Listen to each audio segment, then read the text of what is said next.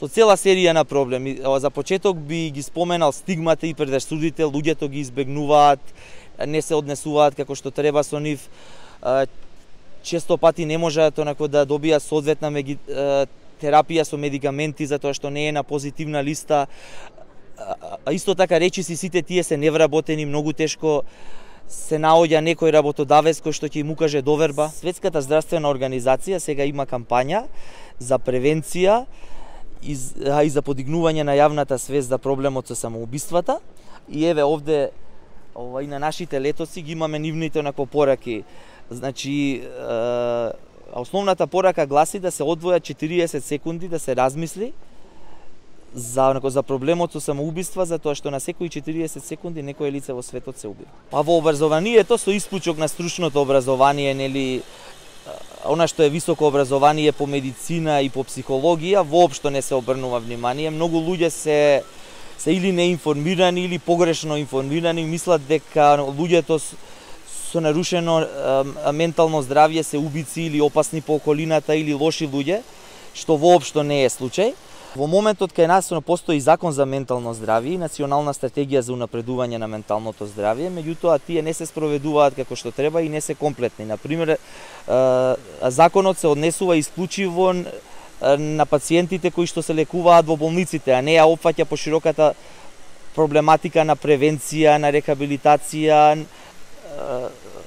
на интеграција во општеството, на поддршка од семејството, од разни институции. Има многу работи кои што би требале да се сменат. Например, самите власти и Министерството за здравство би можело да обрне повеќе внимание пред се на информирање на јавноста, на обезбедување на соодветна психотерапија и терапија со медикаменти, а исто така и Министерството за труд и социјала би можело да обезбеди дополнителни мерки и програми за вработување на овие лица, затоа што тие се реално лица со хендикеп, со еден вид на попреченост. Апелираме до институциите и до властите да им обезбедат дополнителни јавни услуги и да им обезбедат еднакви можности како и на останатите граѓани. Денешната тема е превенција на суицид, кој што е превалентен во групите од 15 до 29 години, е водечка причина за смрт во глобални рамки, а и кај нас, е навистина загрижувачки факт.